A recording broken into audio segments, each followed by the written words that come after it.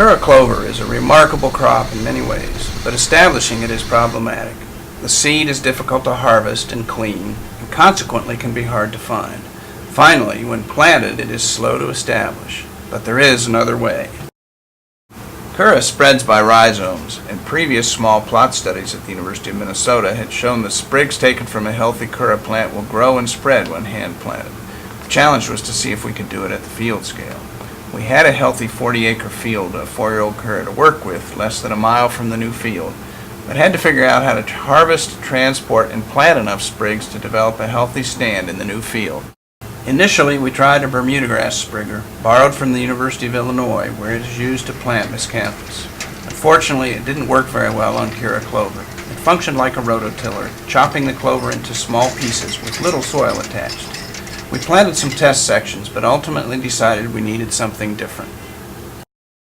The field crew at the Rosemount Station developed this approach, using a potato digger with the conveyor rotated 90 degrees to throw the sprigs into a manure spreader hauled by a second tractor. The digger cuts a 20-inch swath of clover.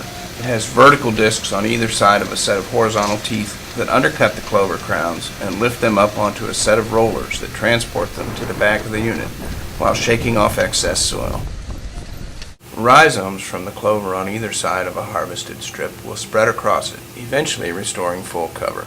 This method still needs some refinement. It removes more soil than we need, which slows the process and results in heavy loads that must be hauled to the new field, but it produces viable vegetative material with good survivability. As part of the crew is harvesting sprigs, another operator is preparing the new field for planting them. The initial pass is made with a tandem disc to break up the soil and kill weeds. The disc is followed by a field cultivator, which creates micro-relief, or small ridges and valleys in the surface. The next step is to spread the harvested sprigs and crowns. The soil that is attached to them helps to minimize desiccation during the process, and also ensures a healthy population of the proper species of nitrogen-fixing bacteria in the new field.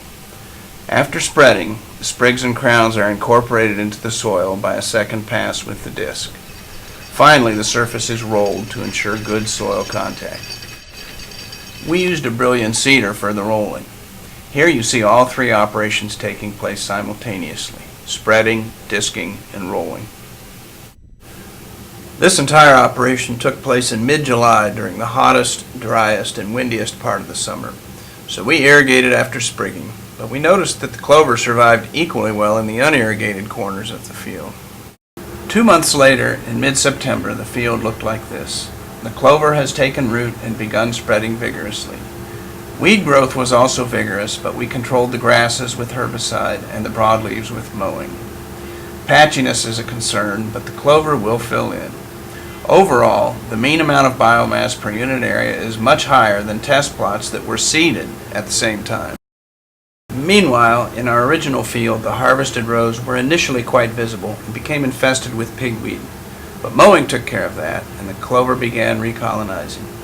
We anticipate that the field will fully recover next spring.